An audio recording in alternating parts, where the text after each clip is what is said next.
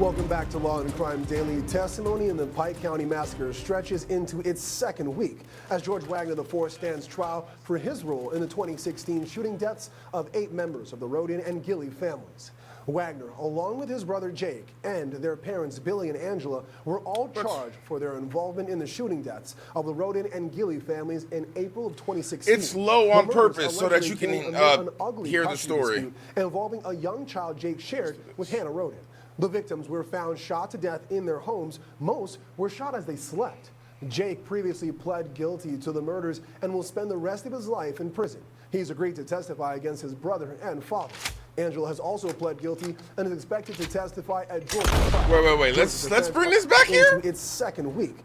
Family. Oh, I can mute game chat. Okay. As George Wagner IV stands for his role in the 2016 shooting deaths of 8 members of the Rodin. I was kind of over that game anyway, honestly. Wagner, along with his brother Jake and their parents Billy and Angela, were all charged for their involvement in the shooting deaths of the Rodin and Gilley families. I'm pretty sure I spelled. Here it is. Let's get it.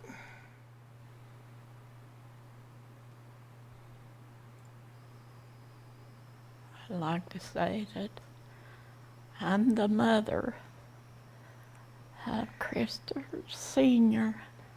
Okay, it's not, look, your boy can handle some shit. I'm not gonna, let's get into some more, less heart-wrenching, let's get into the fucking admission.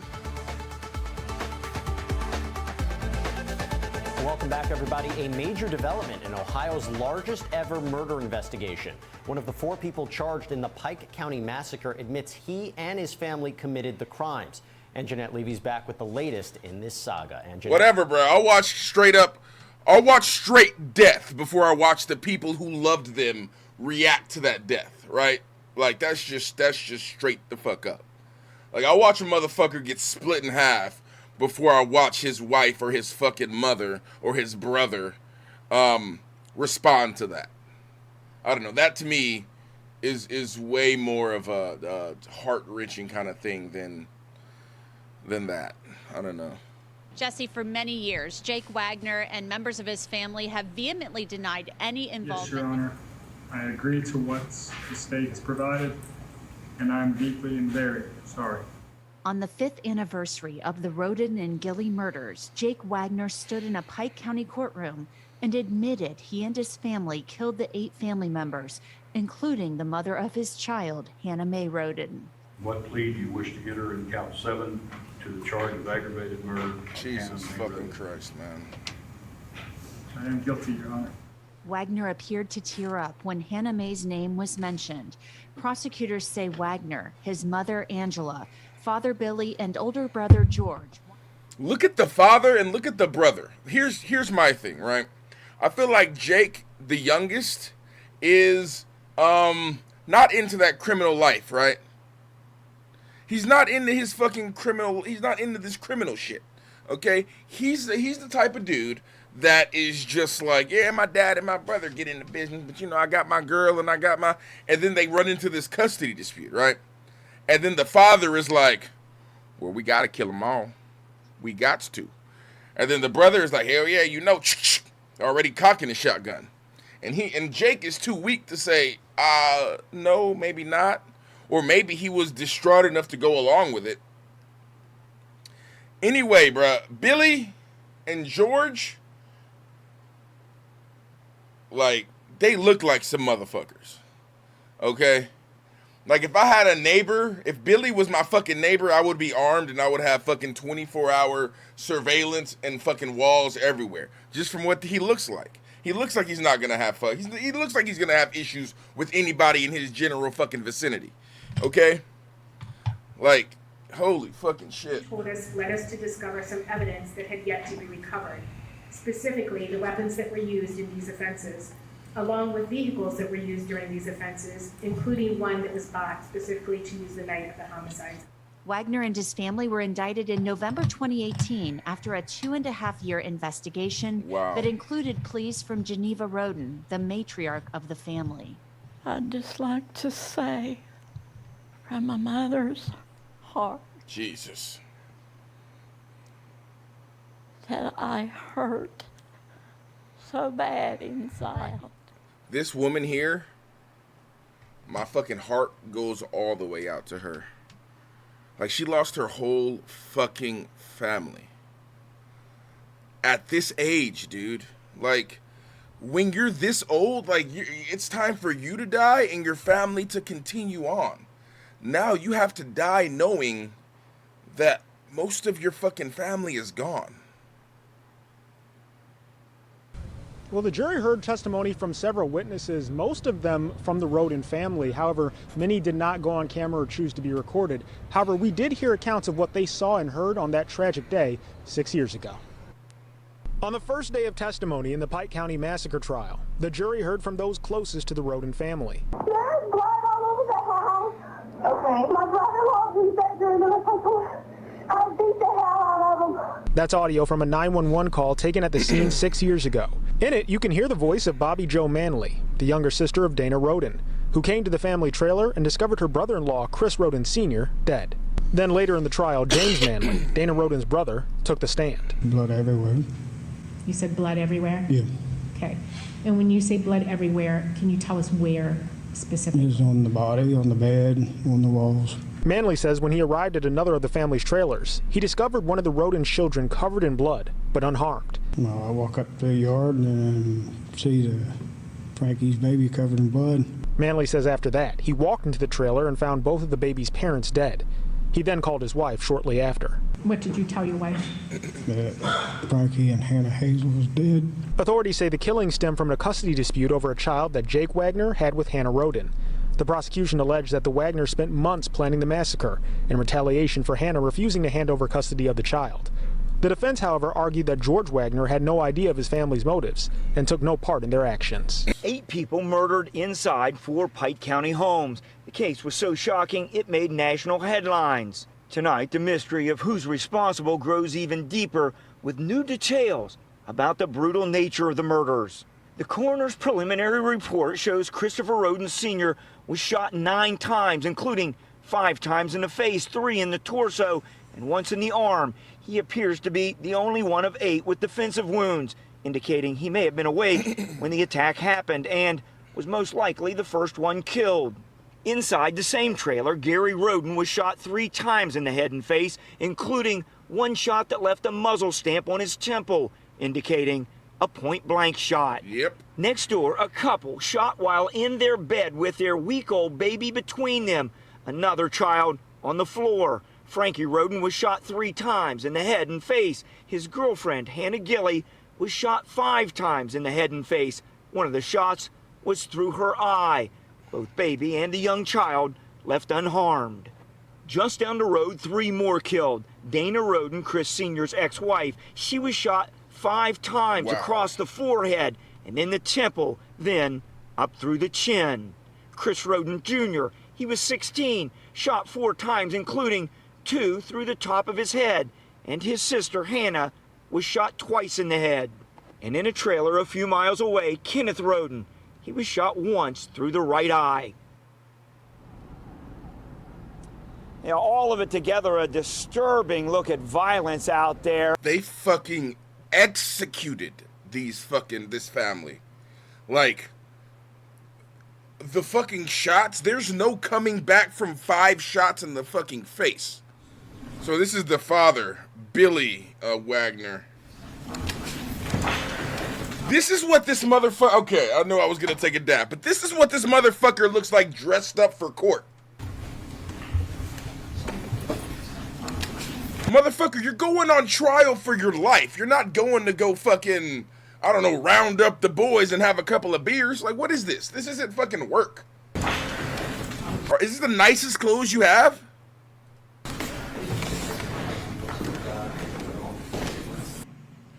So this came out 8 days ago. Of 2021, Jake Wagner came forward as well.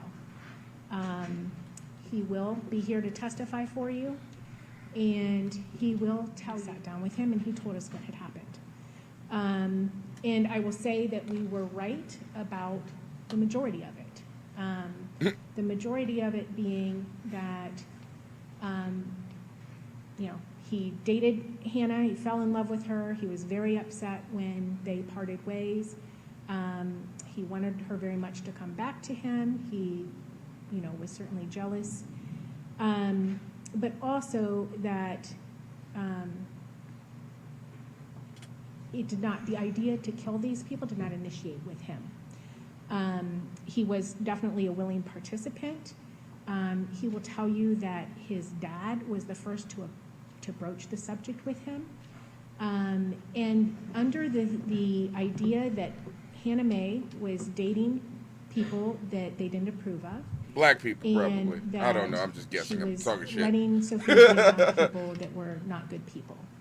And they knew that Hannah, or they believed that Hannah, had been sexually abused by one of a friend of the family, kind of peer age friend of the family, and nobody did anything about that, so they, this concern was laid out as well, that, if anything would happen, nobody would protect Sophia over there.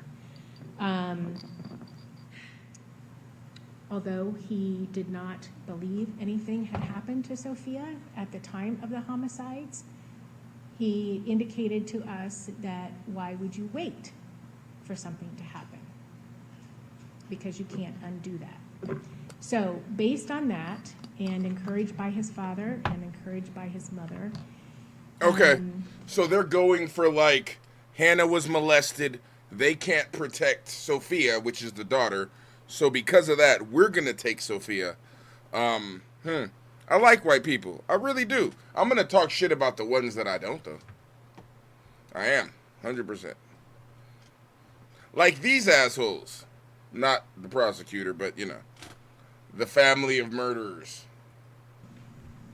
They set out on a plan to kill Hannah Mae. At first, it was just going to be Hannah Mae. There was an idea to kill Hannah Mae and kill Corey Holdren and make it look like Corey killed Hannah Mae and then killed himself. I believe Angela Wagner at one point suggested that they just rat Chris Sr. out because they knew he had marijuana, and that maybe if he went to prison that would upset things enough, and Billy said he wouldn't do that to his best friend. But ultimately, they were best fucking friends? Okay. Frankie, little Chris, and big Chris. And then, like I said, on site, Kenneth got added on to that, or after they had already agreed to their main targets. And again, Jake will tell you freely that they knew there might be other people there, and they knew that they would kill them, even though they were perfectly innocent. Holy shit. He will tell you that they started making plans for this thing in January, which was, a month after they had read that comment by Hannah Mae that they will have to kill me first. They purchased a truck specifically for this, to commit this offense in. Jake will tell you that they modified the truck. They built a false bed in the truck. Jake will tell you he used 2x4s. You'll have pictures of the truck, but where the eye hooks were, there's a level plane, and then there's some eye hooks on top of that. He put the 2x4s up, and then so it would look like the bed was full of hay. And instead, that's where he and George stowed away when they drove up to Chris Sr.'s that night. Wow. With their weapons. They had a fucking bed with a fake... They had a truck with a fake bed with like hay on it so that they could hide underneath. Are you serious? Weapons and everything they needed for that night. He would tell you what they wore. They wore ski masks. They wore dark clothing. There was some concern that Brentley might recognize Jake because he had seen Jake on many occasions, and Sophia had always been able to recognize Jake even when he was in costume. He was standing in the doorway. That's why we have that SKS high-powered rifle that is shooting through the doorway and forcing the wood into his skin. Again, you will see that it broke his arm. And Billy was still inside of the residence, according to Jake, with the .40 Glock, where he shot both Billy or Chris and Gary. And they had multiple gunshot. I think Chris Sr. had 9 total gunshot wounds. Gary, I believe, had 5. I'm going to be wrong on that. 3. But they were shot in, Gary was shot entirely in the head. You will see that his glasses and his ball cap flew off. The projectile actually took that off of his head. And he will say at that point, Billy came running out of the residence and was hysterical, saying, "I just shot my best friend. I just shot my best friend."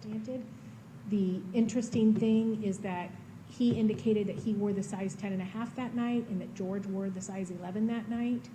And you will see that that size 11 that I told you that was in scene 3 at Dana's place is almost exactly where he says that George was stationed to make sure that little Chris didn't come out of his room with a weapon while he was off killing the women in the trailer.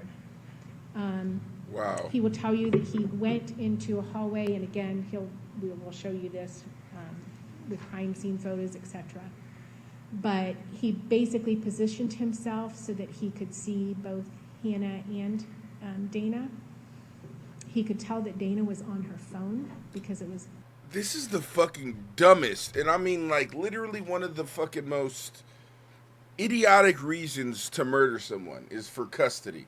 1, you're gonna get caught. 2, the person you're likely murdering is the only other person that's willing to love and care for the person who you're trying to get custody of, right? So now you have nobody to take care of your fucking child. So what's gonna happen now? You're in prison for the rest of your life. Now your daughter doesn't have a fucking mother. Like you just ruined your daughter's life. The daughter who you literally loved so much you murdered for. Like, how is shit not adding up? How do you not put these things together? How do you not see... kind of lighting up her face. He will tell you that she made a noise, that he said he kind of froze initially, but she made a noise which jolted her out of it. Dude, I swear to God. Yeah, bro. Kylie started crying, and he says he took 2 quick steps into Dana's room and shot her twice, and then immediately rushed back to where Hannah was. And he will tell you that Hannah obviously heard him because she was laying with her left side to the doorway and turned to look. She had been nursing Kylie and saw him. Parked the truck in the barn. They got out of those clothes. They put on their original clothing. And Jake will say that they burned and God damn it. tried to destroy the weapons, cut up the weapons, and destroy specifically the firing pins and other things that would enable BCI or anybody to do ballistics on them. And that they dug a hole in the barn and buried put it in a duffel bag and buried it temporarily.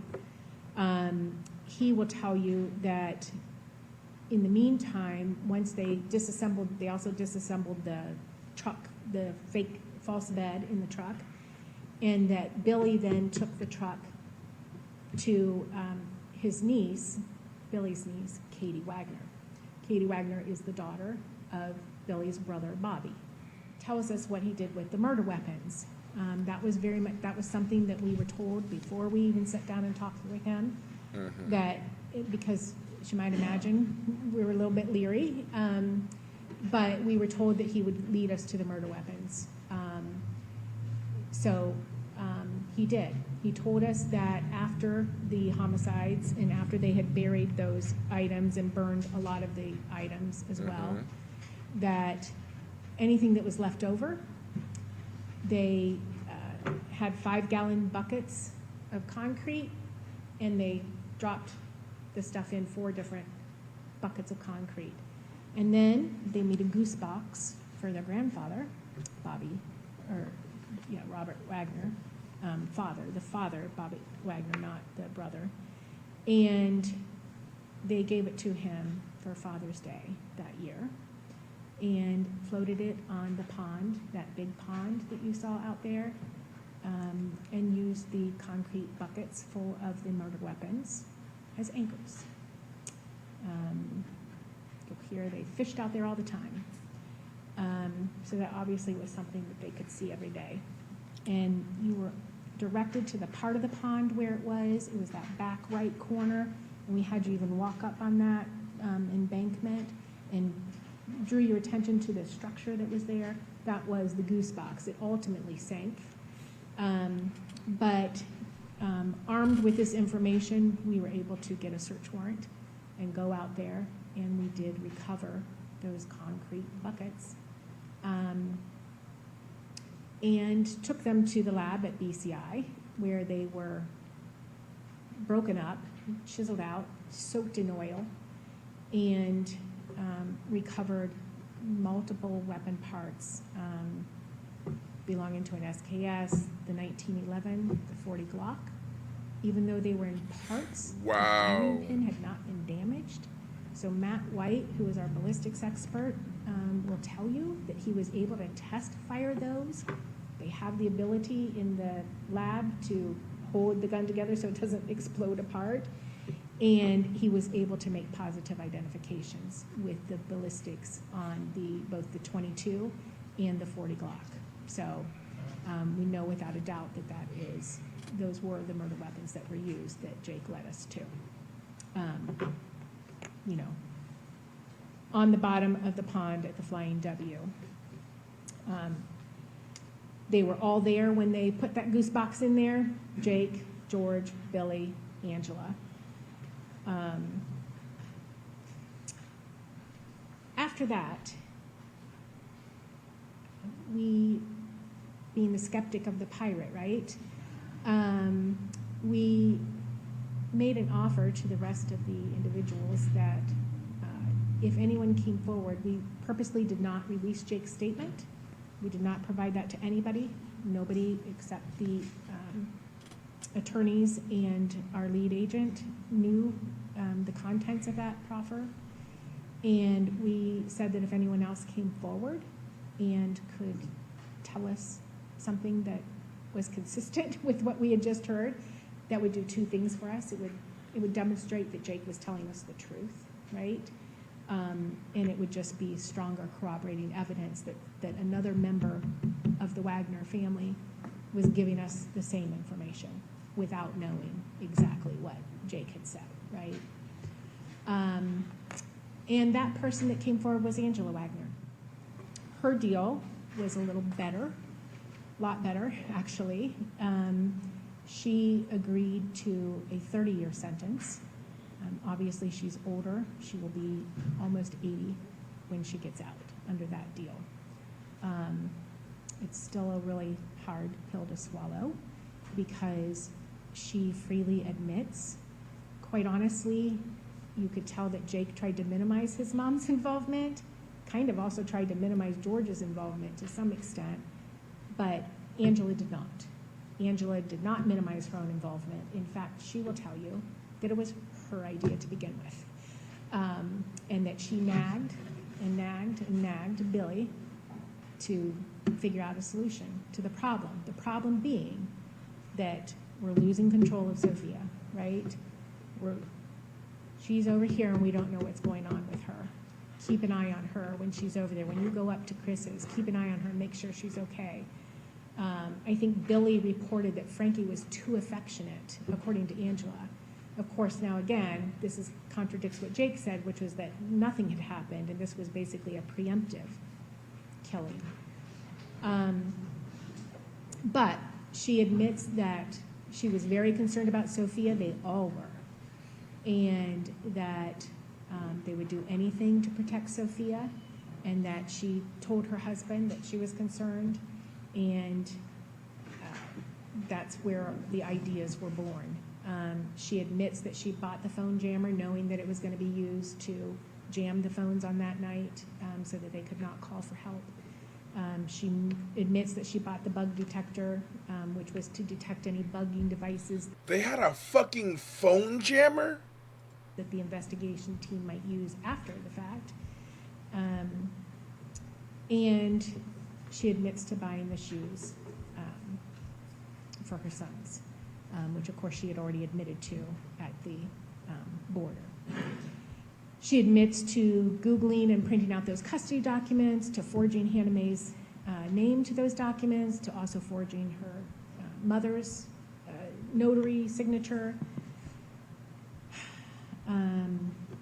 This motherfucker is thinking about it. You're gonna spend the rest of your fucking life in prison. The rest of your life. Think about this, bruh. When you go to sleep at night, when you wake up and you think, what am I gonna do when I'm 80? Roll call. That's what the fuck you're gonna do. That's what the fuck you're gonna do.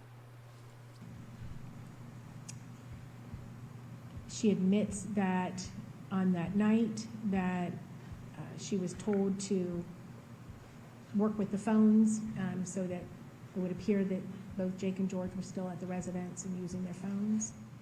Jesus. Both Jake and Angela admitted a lot of other stuff as well, some other crimes, but we'll cover that when I'm reviewing the criminal charges with you, because there's actually a charge that they are charged with in this indictment as functioning as a criminal enterprise. So we'll talk about that. They're spending the rest of their lives in prison. And take votes, and that each one of them would do anything to protect the children.